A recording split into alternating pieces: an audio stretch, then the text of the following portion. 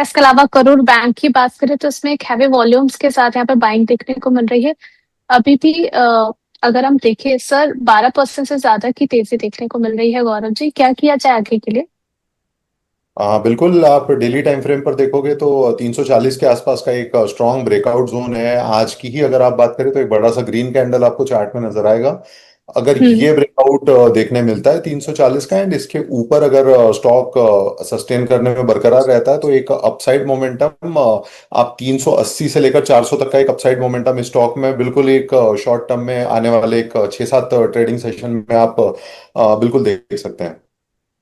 चलिए ठीक है, साथ ही साथ कुछ क्वेश्चंस ले लेते हैं व्यूअर्स के। पंकज से सबसे पहले ईथर एनर्जी को लेकर के यहाँ पर सवाल आया है। आपकी राय क्या रहेगी शॉर्ट टर्म के अकॉर्डिंग? ये मैम, इधर एनर्जीज ने एक महीने के अंदर करीब करीब 12.5% की जितना एक जो है वो ग्रोथ दिया है। और अब मैं अगर आज के दिन की अगर मैं बात करूं तो 100% के आसपास का एक काउंटर नीचे चल रहा है। ओवरऑल ओवरऑल जो चार्ट पैटर्न बना हुआ है, मुझे लगता है कि जब तक ये 1330 की लेवल क्रॉस नहीं करेगा, बड़ी तेजी यहाँ पर थोड़ा सा मुश्किल है। तो ओवरऑल एक स्टॉक की जो तासीर है काफी अग्रेसिव है। मुझे लगता है कि जो हम्म। लो रिस्क प्लेयर्स हैं 1330 के ऊपर के भाव पे ही एक ब्रेकआउट के ऊपर ही खरीदारी की सलाह रहेगी। लेकिन जो हम्म। लोग पोजिशनल पॉइंट ऑफ व्यू से स्विंग ट्रेड या छोटे अवधि के लिए लेना चाह रहे हैं, तो मुझे लगता है 1270 के आसपास की कोई भी गिरावट होती है तो वहां पे एक स्टैगर्ड बेस एक्यूमुलेशन करेंगे। चलिए ठीक है, इसके अलावा गौरव सर ब्लिस जीपीएस फार्मा शॉर्ट टर्म के लिहाज से ये काउंटर आपको कैसा लग रहा है? 469 के भाव पर चल रहा है 2.84% के दबाव के साथ। बिल्कुल देखिए, फार्मा सेक्टर में आपको काफी तेजी पिछले कई सेशन से देखने मिली थी। इस सेक्टर में भी अभी फिलहाल जो लोग होल्ड कर रखे हैं वो बिल्कुल बरकरार बने रहे हैं। अगर फ्रेश एंट्री की बात की जाए तो फ्रेश एंट्री अभी मैं बिल्कुल इस काउंटर को अवॉइड करने की सलाह दूंगा। यदि कोई ब्रेकआउट आता है या फिर ब्रेकडाउन आता है तो बिल्कुल हम इस काउंटर को फिर से एक रिविजिट करके इसमें एक एनालिसिस शेयर कर सकते हैं। ठीक है। पंकज सर लास्ट एक सेशन में एचएससीएल भी काफी अच्छे रनअप में नजर आया है। अभी भी अप ट्रेंड इसका जारी है। अगर किसी की पोजीशन है तो क्या अभी होल्ड करना चाहिए थोड़े समय के लिए, या फिर अभी कुछ पार्शियल प्रॉफिट बुक कर लें?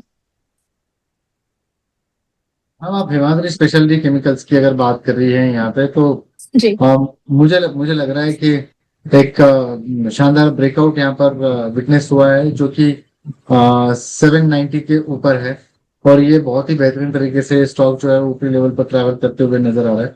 मुझे लगता है ये पोजिशनल पॉइंट ऑफ व्यू से ये काउंटर को होल्ड करके चलना चाहिए। डेली टाइम फ्रेम के ऊपर आपको जरूर आरएसआई थोड़ा सा 80 के करीब दिख रहा है, लेकिन ना वीकली टाइम फ्रेम के ऊपर और मंथली टाइम फ्रेम के ऊपर ये काउंटर काफी सस्टेनेबल मूव देने के लिए तैयार है।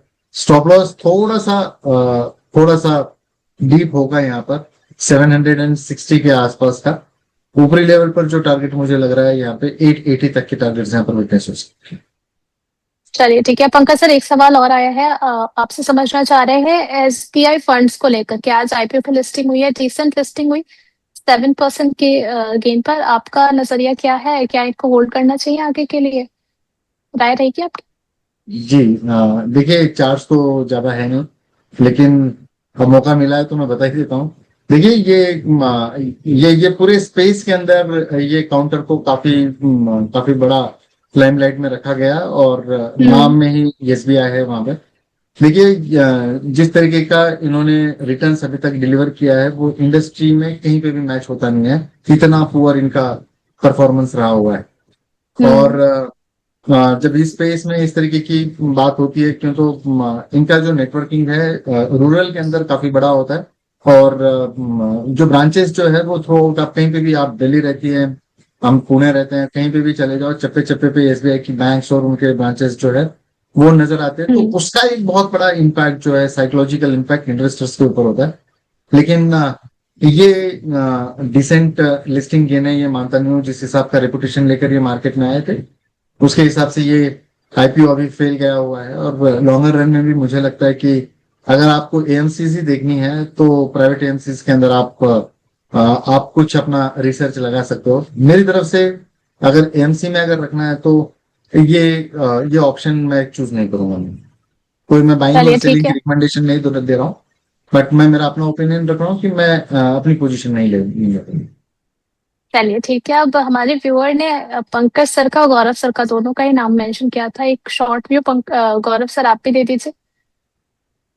बिल्कुल देखिए, एसबीआई फंड्स का आईपीओ जिन भी लोगों को अलॉट हुआ है, एक मतलब आने वाले समय में एक शॉर्ट डाउन साइड मूवमेंट आप इस स्टॉक में बिल्कुल देख सकते हैं। टेक्निकल्स की तो हम बात बिल्कुल कर ही नहीं सकते हैं, क्योंकि आप चार्ट ओपन करेंगे तो एक ही कैंडल आपको नजर आएगी, तो हिस्ट्री तो कुछ होगी नहीं। तो जैसा कि पंकज सर ने बताया कि एक पुअर परफॉर्मेंस शो किया हुआ है कंपनी ने, एंड बिल्कुल मैं भी इससे कंप्लीटली अग्री करता हूँ। एंड आने वाले समय में एक आप एक 10 से 15% तक का डाउन मूव आप इसमें एक्सपेक्ट कर सकते हैं।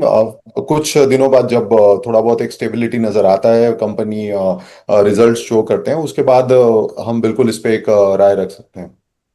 चलिए, तो अगर मेरे कोई जान पहचान वाले, मेरे परिचित अगर कोई ये शो देख रहे हैं, तो क्योंकि कुछ लोग ऐसे हैं जिनके बारे में मुझे पता चला कि उन्होंने इस आईपीओ में जो है वो किया था, एप्लीकेशन डाली थी और उनको अलॉट भी हुआ है, लेकिन अब जिस तरीके से रिजल्ट निकल कर के आया और आपकी कमेंट्री भी सुनी है, तो थोड़ा सा ठीक लग रहा है मुझे। जी इससे पंकज सर आप कुछ कहना चाह रहे हैं? मैं सिर्फ यही बात कहना चाह रहा हूँ कि जब इस तरीके के आईपीओ के अंदर आप पैसा लगाते हो या इस तरीके के सेक्टर्स में आप पैसा लगाते हो, तो इनकी जो सबसे हम्म। ज्यादा आय है वो कौन सा कंपोनेंट है, और डाउन द लाइन जो दूसरे जो जो भी इनका प्रॉफिट हो रहा है वो किस कंपोनेंट को बेच कर ज्यादा हो रहा है, ये देखना काफी इंपॉर्टेंट रहता है। और वही बड़ा जो है वही बड़ा गेम होता है यहाँ पे। तो लोग जो चार्ट्स देखकर अट्रैक्ट हो जाते हैं, मुझे लगता है कि इस तरीके के अंदर जहाँ पे एसेट के एलोकेशन डिफरेंट डिफरेंट तरीके से होता है, तो हम्म। कहाँ से पैसा इनको रेवेन्यू ज्यादा मिल रहा है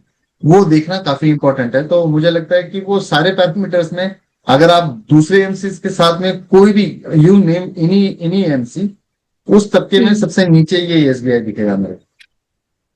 हम्म। ठीक है, तो यानी कि आप सारे फंडामेंटल्स, सारी चीजें जो है फैक्टर्स वो देख लीजिए, उसके बाद ही किसी तरीके का कोई डिसीजन लीजिए। चलिए ठीक है सर। आगे लंबी अवधि के नजरिए से निवेश करना चाह रही हैं सानवी जी, दो काउंटर्स इन्होंने मेंशन करे हैं। एक पंकज सर आपसे पूछ लेती हूँ मैं, ITC, and the second one is PPL pharma. Sir इन्होंने आईटीसी 312 के भाव में लिया है, लंबी अवधि का नजरिया है, आपका नजरिया क्या रहेगा इस पर? मैम देखिए, आईटीसी ये काफी बढ़िया डिविडेंड यील्ड वाला काउंटर है, लेकिन अगर हम्म। आप ओवरऑल देखते हैं तो कोई भी साल दर साल अगर देखें तो 3% के ऊपर का अल्फा कभी भी जनरेट नहीं किया। उससे ज्यादा हम्म। इन्होंने जरूर ये दिया है कि जो डिविडेंड है वो डिलीवर जरूर किया है, लेकिन पिछले कुछ दिनों में जिस हिसाब से जो न्यूज फ्लोज के बाद में, स्पेशली टोबैको से रिलेटेड जो भी न्यूज फ्लोज आए थे बीच में, जी। और एक ही दिन में जो 15-14% का जो क्रैश हुआ, उसके बाद में काउंटर संभलते हुए भी नजर नहीं आया। हालांकि एक टाइम ऐसा हम्म। था कि हम लोगों ने आईटीसी को 400 के पार होते हुए भी देखा है, और एक टाइम ऐसा है कि अभी वो 300 पार करने में स्ट्रगल कर रहा है। हम्म। डिविडेंड यील्ड अच्छी है, अगर आप बहुत लंबी अवधि के निवेशक हैं तो जरूर इसको 10 साल के होराइजन के लिए रख सकते हैं, लेकिन यू नेवर नो कि कब इसके अंदर मूवमेंट्स आ जाती है। आमतौर पे हम्म। मैं एक पैटर्न इसके अंदर देखता हूँ कि जब भी जो बजट के जो सेशंस होते हैं उस दौरान ये एफएमसीजी काउंटर में का पर्टिकुलर आईटीसी ये काउंटर है, उसके अंदर थोड़ा सा ज्यादा पार्टिसिपेट होते हुए नजर आता है, क्यों तो टोबैको से हम्म। रिलेटेड काफी सारे न्यूज़ आते हैं, और हर साल का यही है कि टोबैको के जो रेट्स है वो बढ़ते हैं, उसके चलते ये आईटीसी को बड़ा बेनिफिट मिल जाता है वहां पे। तो अब हम्म। वैसे ही 2-4 जो है वो बजट के सेशन जाने देना चाहिए वहां पे, तब जाके इनके भाव वहां पे देखने जरूर मिल सकते हैं। चलिए ठीक है, कुल मिलाकर के पेशेंस रखेंगे तो ज्यादा सही रहेगा। इसके अलावा पीपीएल फार्मा के लिए चल लेते हैं हम गौरव सर के पास में। सर इनकी बाइंग प्राइस 174 की है, 183 पर चल रहा है, अभी कुछ प्रॉफिट में है, क्या इन्हें होल्ड करना चाहिए?